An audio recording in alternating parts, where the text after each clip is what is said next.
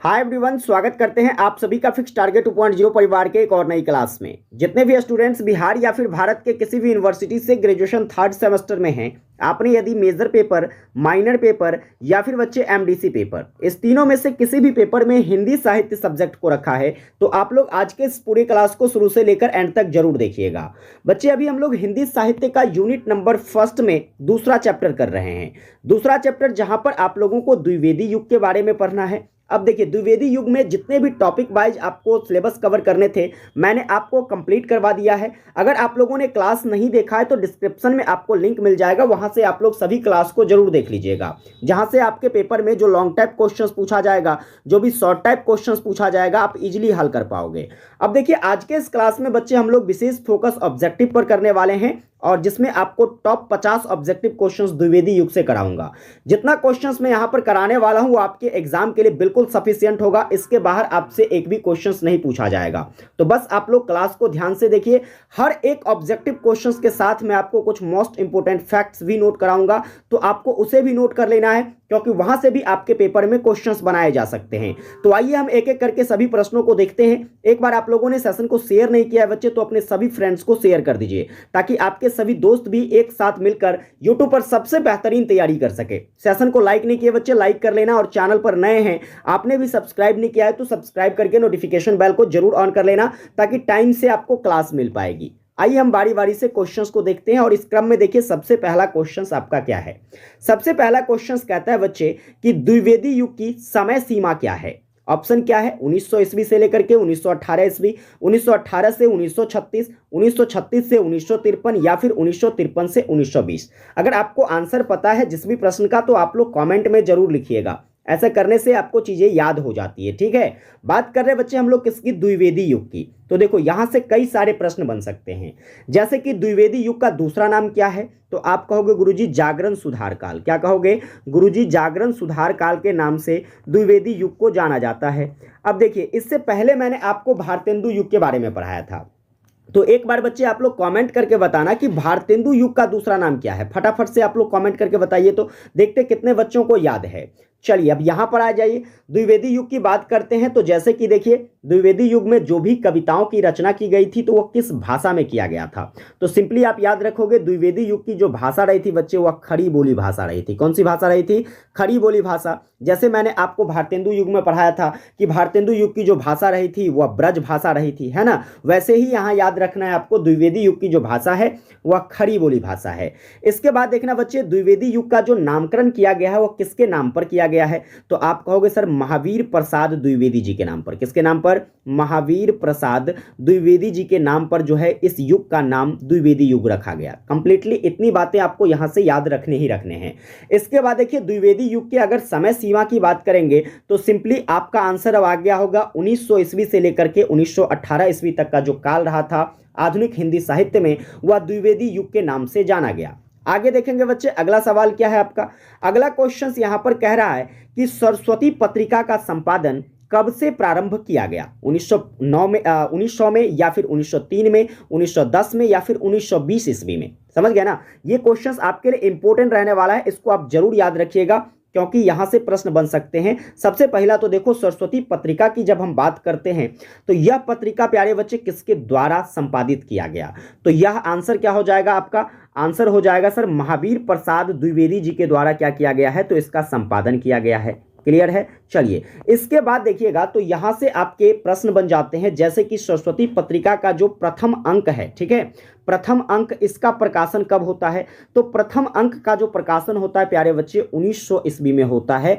और यहां से आपके प्रश्न का आंसर भी क्लियर हो गया। पहला अंक जब 1900 ईस्वी में आया, यानी कि इसका संपादन कार्य का प्रारंभ जो है कब से हो जाता है? 1900 ईस्वी से जो है इसका संपादन कार्य प्रारंभ हो जाता है। ऑप्शन नंबर पहला क्या हो जाएगा बच्चे? बिल्कुल सही हो जाएगा। चलिए आगे देखेंगे सवाल नंबर नेक्स्ट। क्वेश्चंस कहता है भारत भारती के रचयिता कौन है? भारत भारती एक काव्य संग्रह है प्यारे बच्चे, इसकी रचना किसके द्वारा किया गया है? तो सिंपली याद रखना, भारत भारती रचना जो है बच्चे यह किसके द्वारा? तो मैथिली शरण गुप्त के द्वारा जो है यह लिखा गया है। ठीक है, इस रचना का प्रकाशन वर्ष याद रखिएगा, इसे कब लिखा गया, तो आप कहोगे गुरुजी इसे जो है 1912 से 1913 के बीच में लिखा गया था। ठीक है, 1912 ईस्वी से लेकर के 1913 ईस्वी तक के बीच में भारत भारती रचना की गई थी। ठीक है, चलिए अब यहां से कुछ और प्रश्न बनेंगे। जैसे मान लीजिए मैं मैथिली शरण गुप्त जी के बारे में चर्चा कर लेता हूं। अगर बात करें मैथिली शरण गुप्त जी की, तो इनका जो जन्म है ये कब होता है, जब फटाफट से बताइएगा। इनका जो जन्म होता है प्यारे बच्चे, यह होता है आपका कब, तो 3 अगस्त 1886 ईस्वी को। ठीक है, 3 अगस्त 1886 ईस्वी को मैथिली शरण गुप्त जी का जो जन्म होता है। यूपी में झांसी एक जिला है और झांसी में जो है चिरगांव एक स्थान है। ठीक है, चिरगांव स्थान पर क्या होता है बच्चे, इनका जन्म होता है।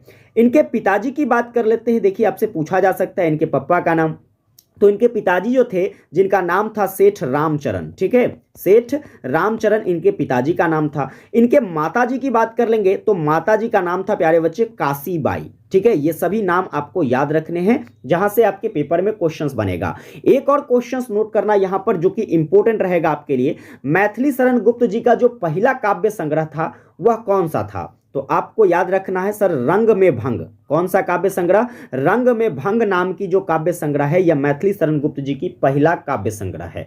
चलिए अगले प्रश्न की ओर बढ़ते हैं। आपका नेक्स्ट क्वेश्चन कहता है कि साकेत की रचना का मूल उद्देश्य क्या था। साकेत, साकेत भी प्यारे बच्चे एक काव्य है और इस काव्य को भी मैथिली शरण गुप्त जी के द्वारा ही लिखा गया। किसके द्वारा लिखा गया है, मैथिली शरण गुप्त जी के द्वारा लिखा गया है।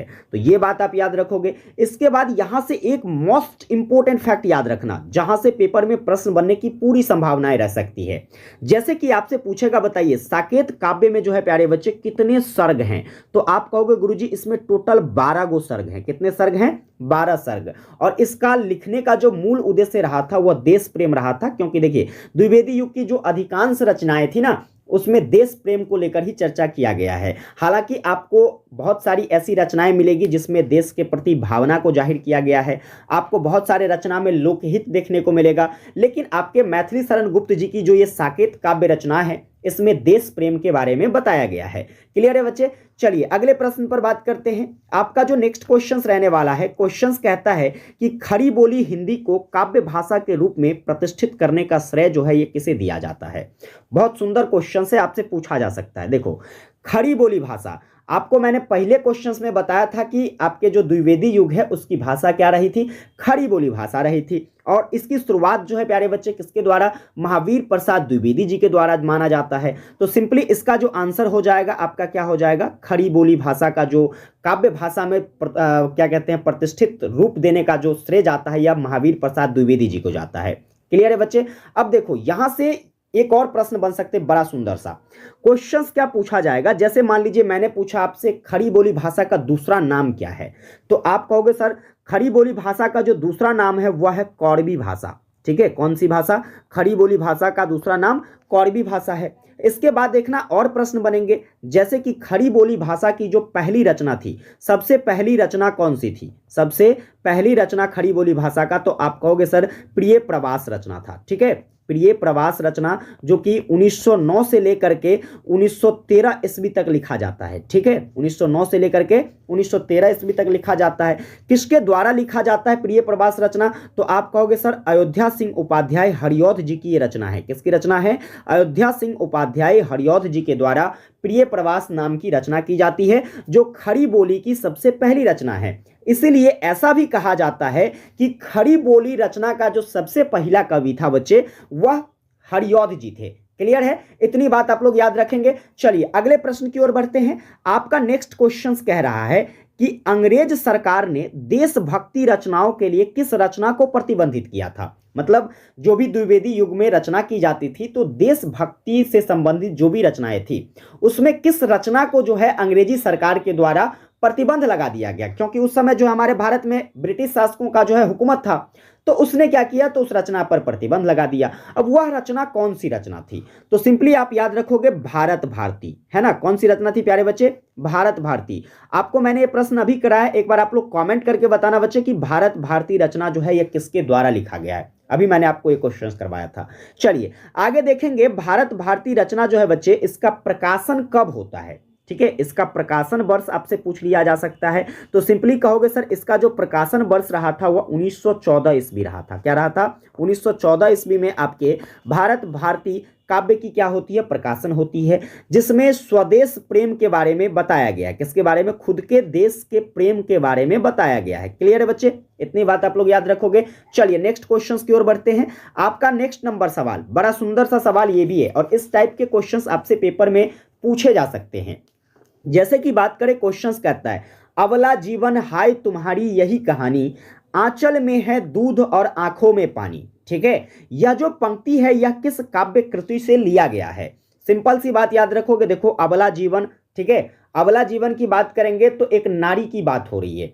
ठीक है बच्चे, नारी के यहां पर वियोग की बात हो रही है, जो कि आपको यशोधरा रचना में देखने को मिलती है। नारी की वियोग, क्योंकि यशोधरा जो थी प्यारे बच्चे वह कौन थी? तो आप कहोगे सर गौतम बुद्ध की पत्नी थी। किसकी पत्नी थी? गौतम बुद्ध की पत्नी थी।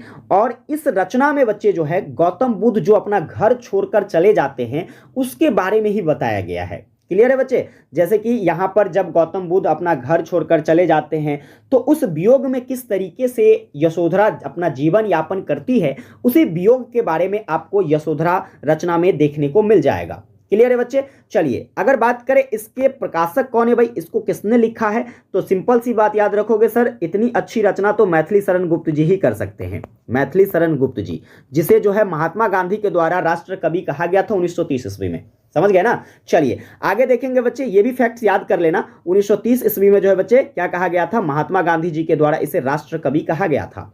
चलिए आगे देखेंगे, यहां से कुछ और प्रश्न बनेंगे। जैसे कि देखिए आपका यशोधरा रचना जो है इसे गद्य और पद दोनों फॉर्म में लिखा गया है। गद्य और पद दोनों फॉर्म कहने का मतलब है कि इसे कविता और कहानी दोनों फॉर्म में लिखी गई है। इसका प्रकाशन कब होता है? तो आप कहोगे सर 1933 ईस्वी में इसका प्रकाशन होता है। इतने सारे फैक्ट्स आपके एक प्रश्न से बन रहे हैं। चलिए सेशन अगर आपको हेल्पफुल लग रही है बच्चे तो शेयर कीजिए। आप लोग शेयर करने में बड़ा कंजूसी करते हो यार, शेयर करो ज्यादा से ज्यादा स्टूडेंट्स के बीच, क्लास को ज्यादा से ज्यादा शेयर कीजिए। ठीक है, चलिए अगले प्रश्न की बात करते हैं। नेक्स्ट सवाल कहता है बच्चे कि द्विवेदी युग के उस कवि का नाम बताइए जिसने अपनी समस्त रचना जो है काव्य भाषा में की थी, ब्रज भाषा में। कौन सी भाषा में बच्चे? अपनी काव्य जो लिखी थी उन्होंने वो ब्रज भाषा में रचना किया था। वैसा कौन सा कवि है द्विवेदी युग का? तो देखो वैसे अगर द्विवेदी युग की हम बात करते हैं तो इसमें अधिकांश कवि जो है अपनी रचना बच्चे किस भाषा में किया करते थे? खड़ी बोली में। कौन सी भाषा में किया करते थे बच्चे? आपका जवाब होगा सर खड़ी बोली भाषा में किया करते थे। लेकिन द्विवेदी युग में ऐसे भी कवि थे जिन्होंने अपनी सभी रचनाएं ब्रज भाषा में की, जिसका नाम क्या था? जगन्नाथ दास रत्नाकर। क्या नाम था बच्चे? आप कहोगे सर जगन्नाथ दास रत्नाकर। आगे देखिए इसके रिलेटेड कुछ और प्रश्न को देखते हैं जो कि इंपॉर्टेंट रहने वाला है आपके लिए। जगन्नाथ दास रत्नाकर जी की बात करते हैं, सवाल बनेगा इसका जन्म कब हुआ, है ना? सवाल क्या बनेगा बच्चे? इसका जन्म कब होता है? तो सिंपली याद रखोगे 1866 ईस्वी में जन्म होता है। यूपी के वाराणसी में इसका जन्म होता है। कहां पर? यूपी के वाराणसी में इसका जन्म होता है। सबसे पहले कृति की बात करें इसका कौन सा है? सबसे पहला काव्य कृति इसके द्वारा जो है कौन सी रचित की गई? तो कहोगे गुरुजी सबसे पहला जो है इसके द्वारा लिखा गया था हिंडोला। ठीक है, सबसे पहला काव्य कौन लिखा गया? हिंडोला लिखा गया, जो कि 1894 में प्रकाशित हुआ था। कब प्रकाशित हुआ बच्चे? 1894 ईस्वी में। इसके द्वारा एक मासिक पत्रिका भी लिखी जाती थी जिसका नाम था साहित्य सुधा निधि। ठीक है बच्चे, साहित्य सुधा निधि। तो आपसे पेपर में पूछेगा साहित्य सुधा निधि पत्रिका जो है यह किसके द्वारा प्रकाशित किया गया? तो जगन्नाथ दास रत्नाकर जी के द्वारा। इसके बाद देखिए इसकी जो सबसे फेमस रचना रही थी प्यारे बच्चे, सबसे फेमस रचना जिसका नाम था उद्धव शतक। क्या नाम था बच्चे? उद्धव शतक जो है इसकी सबसे फेमस रचना रही थी। इतनी बात आप याद रख सकते हो। चलिए आगे देखेंगे सवाल अगला क्या कहता है। अगला सवाल है बच्चे कि आचार्य रामचंद्र शुक्ल ने द्विवेदी युग के किस कवि को छायावाद का प्रतीक माना है? बड़ा इंपॉर्टेंट क्वेश्चन है देखो, क्योंकि यहाँ से जो है जो एक नए युग की जब शुरुआत होती है द्विवेदी युग के बाद छायावाद युग की, तो ऐसे कौन से द्विवेदी युग के कवि थे जिसे आचार्य रामचंद्र शुक्ल जी के द्वारा जो है क्या माना जाता है? तो छायावाद का प्रवर्तक माना जाता है। जवाब होगा आपका मुकुटधर पांडे। क्या बच्चे? मुकुटधर पांडे जी एक ऐसे व्यक्ति थे जिसे छायावाद के बारे में जो है सबसे पहले भनक लगी थी कि अब यहां से कुछ एक नए युग की शुरुआत होने की स्थिति आ चुकी है। समझ गए ना? चलिए इसके बाद देखिए मुकुटधर पांडे की बात करते हैं तो द्विवेदी युग का जो है इसे सर्वश्रेष्ठ प्रगीतकार माना जाता है। क्या माना जाता है बच्चे? द्विवेदी युग का सर्वश्रेष्ठ प्रगीतकार किसे माना जाता है? मुकुटधर पांडे जी को। इनका जन्म कब होता है? ठीक है, जन्म कब होता है प्यारे बच्चे? आप कहोगे सर 1895 में इनका जन्म होता है, जो कि आपके छत्तीसगढ़ में बिलासपुर स्थान पर। ठीक है, कहां पर बच्चे? छत्तीसगढ़ के बिलासपुर में इसका जन्म होता है। इसके बाद इसकी मृत्यु की बात कर ले, है ना, मृत्यु कब होती है बच्चे? तो आप कहोगे सर 1984 में इसका मृत्यु हो जाता है। फिर इसके कुछ रचनाओं की बात कर लेते हैं, जैसे कि देखिएगा तो पूजा फूल इसकी रचना है। ठीक है, पूजा फूल। इसके बाद देखना तो पूजा फूल के बाद बच्चे जो है आपका कानन कुसुम, है ना, क्या बच्चे? आप कहोगे सर कानन कुसुम जो है इसकी रचना है। इस दोनों रचना को आप याद रखिएगा, जो आपसे पेपर में कभी पूछा जा सकता है। चलिए, इतने सारे फैक्ट याद रखोगे। चलिए आगे देखेंगे, सवाल नंबर नेक्स्ट क्या कहता है सर? 10वां क्वेश्चन है आपका कि काश्मीर सुषमा नामक ग्रंथ जो है इसको किसने लिखा है? काश्मीर सुषमा, बड़ा सुंदर क्वेश्चन से आपसे पूछा जा सकता है। काश्मीर सुषमा की जब बात करते बच्चे तो कहोगे सर श्रीधर पाठक की रचना है। किसकी रचना है? श्रीधर पाठक जी के द्वारा लिखा गया है, जो कि 1904 में प्रकाशित होता है। कब प्रकाशित होता है? 1904 ईस्वी में। चलिए श्रीधर पाठक की बात कर लेते हैं। इनका जन्म कब होता है बच्चे? इनका जन्म जो है 1859 ईस्वी में होता है, जो कि यूपी के आगरा जिला में। कहां पर होता है बच्चे? यूपी के आगरा में जो है आपका 1859 ईस्वी में किसका जन्म होता है? श्रीधर पाठक जी का। मृत्यु इसका कब हो जाता है भाई? मृत्यु हो जाता है 1928 ईस्वी में, है कि नहीं? 1859 में जन्मे और 1928 में यहां से निकल पड़े। चलिए अगले सवाल को देखते हैं। अगला सवाल, उजर ग्राम, स्टार लगाइएगा प्रश्न पर। उजर ग्राम हिंदी अनुवाद जो है यह किसने किया है? तो उजर ग्राम की बात करें बच्चे तो यह भी हिंदी अनुवाद किसके द्वारा? श्रीधर पाठक जी के द्वारा ही किया गया है। चलिए अगले सवाल को देखते हैं। सवाल नंबर नेक्स्ट क्या है आपका? नेक्स्ट सवाल है प्यारे बच्चे, पल्लव काव्य संग्रह किसकी रचना है? स्टार लगाइए, आपसे पूछा जा सकता है। पल्लव काव्य संग्रह की बात करते बच्चे तो यह आपके सुमित्रा नंदन पंत जी की रचना है। किसकी रचना है? सुमित्रा नंदन पंत जी की, जो कि 1928 में क्या हुआ था बच्चे? 1928 ईस्वी में इसका प्रकाशन होता है। ठीक है, चलिए इसके बाद देखिए यहां पर आप याद रखोगे इसके लेखन की जो कार्य है यह कब से कब तक चला था? तो लेखन की कार्य जो है 1918 से लेकर के 1925 ईस्वी तक चला था, और जब लेखन इसका पूर्ण हो जाता है तो 1928 ईस्वी में क्या होता है? इसका प्रकाशन होता है। इतनी बात आप याद रखोगे। चलिए अगले सवाल की बात करते हैं। आपका अगला सवाल है, द्विवेदी जी का जन्म कब होता है?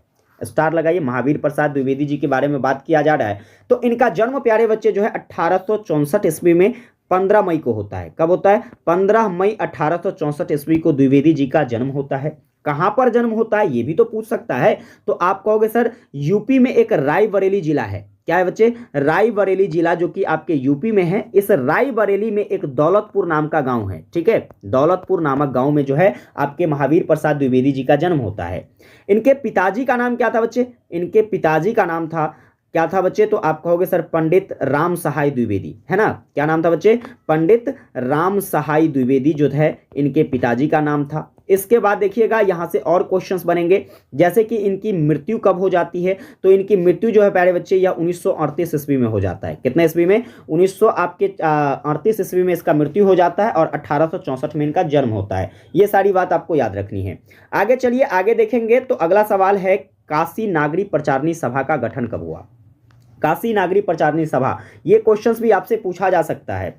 तो याद रखिएगा काशी नागरी प्रचारणी सभा जो है प्यारे बच्चे, इसका गठन जो है 1931 ईस्वी में होता है। कब होता है? 1931 ईस्वी में। और ये इंपॉर्टेंट इसलिए रहेगा क्योंकि देखिए इस सभा के द्वारा क्या किया जाता है बच्चे, इस संगठन के द्वारा क्या किया जाता है, तो एक हिंदी सम्मेलन होती है और उसी हिंदी सम्मेलन में जो है आपके द्विवेदी जी को कौन सी उपाधि प्राप्त होता है? तो द्विवेदी जी को वाचस्पति की उपाधि प्राप्त होता है बच्चे। कौन सी उपाधि? तो वाचस्पति की उपाधि। तो आपसे पूछा जा सकता है कि वाचस्पति की उपाधि द्विवेदी जी को कब प्राप्त होता है? 1931 ईस्वी में। क्लियर है? चलिए आगे देखेंगे बच्चा, अगला सवाल क्या कहता है। सवाल है द्विवेदी जी की काव्यगत शैली क्या थी?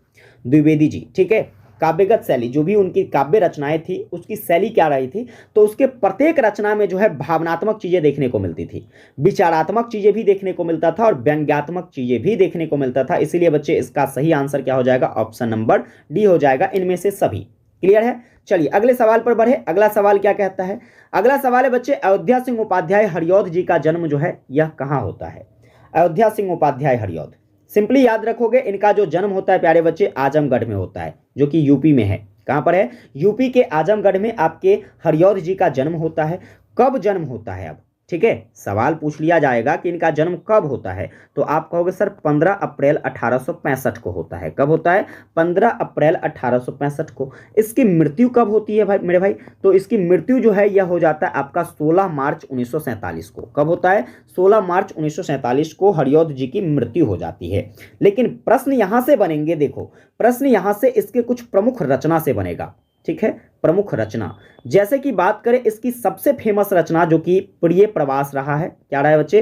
प्रिय प्रवास, जो कि 1914 में आता है। कब आता है? 1914 में आता है। इसके बाद जो है आप कहोगे सर अगली रचना इसकी क्या है, तो वैदेही वनवास, है ना, वैदेही वनवास। वैदेही किसको कहा जाता है? तो सीता माता को। तो इनको जब वनवास होता है तो उसके बारे में इसमें चर्चा किया गया और यह रचना आपके 1940 में आता है बच्चे। कब आता है? आप कहोगे गुरुजी 1940 में ये रचना आती है। चलिए इसके बाद देखिएगा कुछ और रचनाएं इसकी, है ना, इसको मैं यहां से क्लीन कर देता हूं, आप लोग यहां से नोट कर लीजिएगा। अब देखो बच्चे यहां पर बात करें इसकी और रचना की, तो जैसे कि रस कलश, ठीक है, रस कलश इसकी रचना है जो कि 1940 में ये भी रचना प्रकाशित होता है। इसके बाद आगे देखिएगा तो आपका जो है पद्म प्रसून, ठीक है, पद्म प्रसून नाम की एक रचना है इनकी जो कि 1925 में आता है। ये सारे क्वेश्चंस आपको अच्छे से याद रखने हैं। आगे देखिएगा सवाल नंबर नेक्स्ट क्वेश्चंस कहता है वसंत वियोग किसकी रचना है? वसंत वियोग। अब मेरे भाई वसंत वियोग की बात करते हैं तो सबसे पहले तो ये देखो कि वसंत वियोग जो रचना है यह किसके द्वारा लिखा गया, तो राय देवी प्रसाद पूर्ण जी के द्वारा लिखा जाता है। अब आगे यहां से क्या क्या सवाल बनेगा, जैसे कि राय देवी प्रसाद जी का जन्म कब होता है, यही ना, इनके जन्म की बात करें बच्चे तो 1868 ईस्वी में यूपी के जबलपुर में होता है बच्चे। कहां पर होता है? आप कहोगे सर जबलपुर में इसका जन्म होता है। इसके पिताजी का नाम क्या था मेरे भाई? इसके पिताजी का नाम था राय बंशीधर। क्या नाम था बच्चे? राय बंशीधर इसके पिताजी का नाम था। इसकी मृत्यु कब हो जाती है? तो आप कहोगे सर 1915 ईस्वी में इनका मृत्यु हो जाता है। इसके बाद इसके कुछ रचना के बारे में आप लोगों को याद रखना है। इसकी जो फेमस रचना रही थी जैसे कि स्वदेशी कुंडल, प्यारे बच्चे, है ना, स्वदेशी कुंडल किसकी रचना है? तो आप कहोगे सर राय देवी प्रसाद पूर्ण जी की, जो कि 1910 ईस्वी में प्रकाशित होता है। इसके बाद आगे देखिए इसकी और रचना है राम रावण विरोध। क्या नाम है प्यारे बच्चे? राम रावण विरोध, जो कि कब प्रकाशित होता है? तो आप कहोगे सर 1906 ईस्वी में इसका प्रकाशन होता है। इसके आगे देखिएगा कुछ और प्रश्न यहां से, जैसे कि देखो इसकी और भी रचनाएं, एक है आपका मृत्युंजय, मृत्युंजय रचना, जो कि कब आता है? तो आप कहोगे सर 1904 ईस्वी में मृत्युंजय रचना का प्रकाशन किया जाता है। इतने सारे क्वेश्चंस यहां से बनाए जा रहे हैं। समझ में आ रही है ना कि देखो पेपर में आप कह सकते हो कमेंट करके बताना बच्चे कि अगर क्वेश्चंस पूछेगा तो क्या छोड़ पाओगे आप? बिल्कुल नहीं। अगर मेरे क्लास के स्टूडेंट्स हो तो कहीं ना कहीं पेपर की खोपड़ी में छेद करना तो बनता है। अगला सवाल देखो, कहता है निम्नलिखित में से कौन रामचरित उपाध्याय की रचना नहीं है? रामचरित उपाध्याय, पहले हम लोग रामचरित उपाध्याय जी के बारे में जान लेते हैं। अब रामचरित उपाध्याय जी की बात करें तो देखो बच्चे इनका जो जन्म होता है यह 1872 ईस्वी में होता है। कहां पर होता है प्यारे बच्चे? तो यह गाजीपुर, यूपी के गाजीपुर जिला में इनका जन्म होता है, ठीक है। और इसकी जो मृत्यु हो जाती है वह कब होती है? 1938 ईस्वी में होता है, ठीक है। चलो आगे देखेंगे इनका कौन सा रचना जो है यहां पर नहीं है। तो जैसे कि देखिए यहां पर स्वदेशी कुंडल रचना जो है प्यारे बच्चे, स्वदेशी कुंडल रचना आपके रामचरित्र उपाध्याय जी की नहीं है। और अभी मैंने आपको पढ़ाया है स्वदेशी कुंडल रचना के बारे में, तो एक बार आप लोग कमेंट करके बताइएगा कि स्वदेशी कुंडल रचना जो है ये किसके द्वारा किया गया है। फटाफट से आप लोग कमेंट करके बताइए। आगे देखेंगे नेक्स्ट नंबर सवाल आपका क्या कहता है, प्रेम पचीसी किसकी रचना है? प्रेम पचीसी, प्यारे बच्चे प्रेम पचीसी की जब बात करते हैं तो आप कहोगे सर गया प्रसाद शुक्ल स्नेही जी की ये रचना हो जाता है, ठीक है। आगे चलो, अब गया प्रसाद शुक्ल स्नेही जी का नाम आ गया है तो जरा इसके बारे में भी जान लेते हैं। जैसे कि इनका जन्म कब होता है प्यारे बच्चे, है ना, इनका जन्म आप याद रखोगे सर 21 अगस्त 1883 ईस्वी को इनका जन्म होता है, जो कि आपके यूपी के उन्नाव जिला में, कहां पर होता है बच्चे? यूपी के उन्नाव जिला में इनका जन्म होता है 1885 को, ठीक है। चलिए आगे, सॉरी 1885 नहीं 1883 को। आगे देखेंगे बच्चे अगला जो यहां से सवाल बन जाता है वो आपके मृत्यु को रिलेटेड, ठीक है। गया प्रसाद शुक्ल जी का जो मृत्यु हो जाता है वो कब होता है? तो 1972 ईस्वी में क्या होता है? इनका मृत्यु हो जाता है।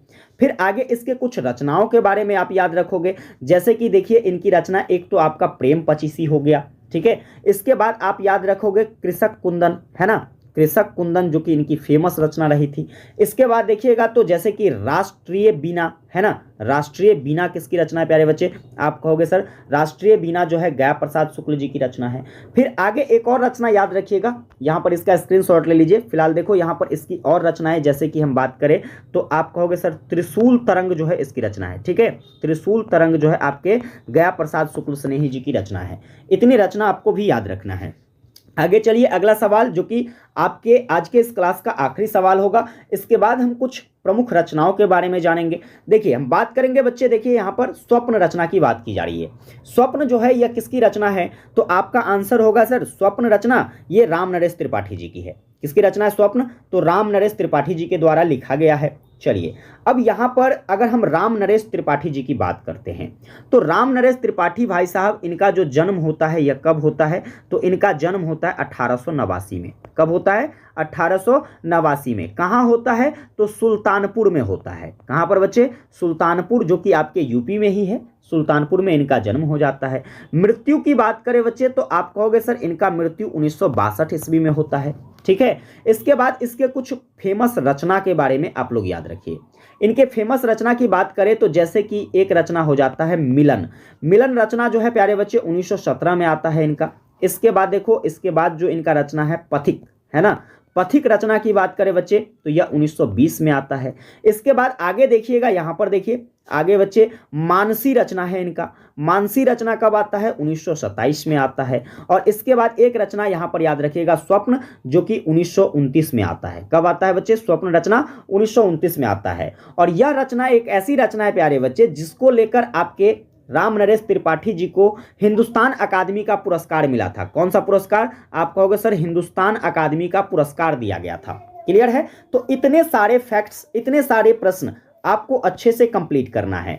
अब देखो बच्चे, हम यहाँ पर कुछ प्रमुख रचनाकारों के बारे में जानेंगे और उनकी कुछ प्रमुख रचना के बारे में जानेंगे जो कि आपके द्विवेदी युग से संबंधित है। समझ गए बच्चे? चलिए आइए इस पर चर्चा कर लेते हैं। जैसे कि इस क्रम में देखेंगे हम सबसे पहले नाथूराम शर्मा शंकर जी का। ठीक है, नाथूराम शर्मा शंकर जी की अगर बात करें तो इनका जन्म प्यारे बच्चे 1859 में होता है और मृत्यु जो है 1932 में होती है। ये दो बात आप याद रखोगे। इसके बाद इसकी रचनाओं की बात करें तो अनुराग रत्न, इसके बाद शंकर सरोज और इसके बाद सबसे फेमस रचना जो है आपका गर्भरंडा रहस्य रहा है, जिसमें स्त्री वियोग के बारे में बताया गया है। स्त्री वियोग यानी कि जो स्त्री की स्थिति है, जैसे कि हमारे समाज में अभी भी स्त्रियों को दबाकर रखा जाता है, स्त्रियों के साथ भेदभाव किया जाता है कि नहीं? तो इन सभी चीज़ों का चर्चा यहाँ पर किया गया है। साथ में एक अनपढ़ महिलाओं की क्या स्थिति होती है इसके बारे में जो है गर्भरंडा रहस्य पुस्तक में बताया गया है। तो आपको ये सारा रचना याद रखना है। इसके बाद श्रीधर पाठक जी की बात करते हैं। इनका जन्म 1859 में होता है, 1928 में इसकी मृत्यु हो जाती है। काश्मीर सुषमा जो कि 1904 में प्रकाशित होता है, इसका फेमस रचना है जो कि मैंने आपको पहले भी करा दिया है। इसके बाद भारत गीत जो कि 1928 में आता है और ये भी श्रीधर पाठक जी की रचना है। चलिए आगे देखेंगे, जगन्नाथ दास रत्नाकर जी की बात करें तो इनका जन्म 1866 में और 1932 में इसका मृत्यु हो जाता है।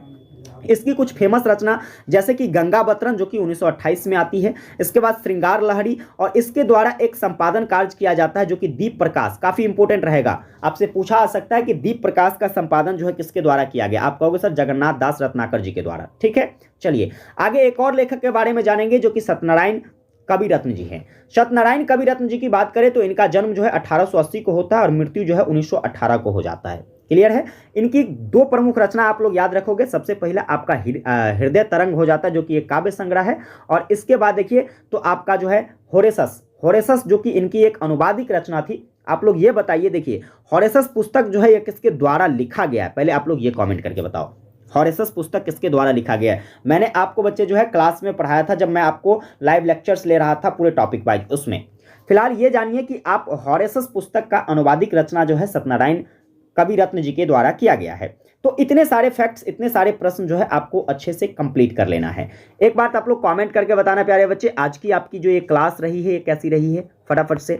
ठीक है, क्या आपको YouTube पर कुछ इस लेवल का क्लास देखने को मिलता है? एक बार आप लोग कमेंट करके बताना। अगर आप लोग इस बात के लिए कमेंट्स करते हैं प्यारे बच्चे तो मैं जानता हूं कि आपका जो है पॉजिटिव इंटेंट होगा और वो पॉजिटिव इंटेंट जो है हमारे अंदर एक बेहतरीन एनर्जी लेकर आएगी। फटाफट से आप लोग कमेंट करके बताइए कि क्या आपको आपके ग्रेजुएशन लेवल का इस तरीके का क्लास देखने को मिलता है पूरे यूट्यूब पर? बिल्कुल भी आपको नहीं देखने को मिलेगी। अगर बस नहीं देखने को मिलता है तो आपका क्या काम बनता है भाई? आपको सपोर्ट करना बनता है। आप जितना ज्यादा सपोर्ट करोगे प्यारे बच्चे, आपके लिए उतनी जानदार शानदार क्लास आएगी। ठीक है, बस आप लोग सपोर्ट कीजिए, ज्यादा से ज्यादा सेशन को शेयर कीजिए ताकि बिहार के या फिर भारत के कोने कोने तक यह क्लास पहुंच पाए। देखो, ये सिर्फ ग्रेजुएशन में आपको काम नहीं आएगा।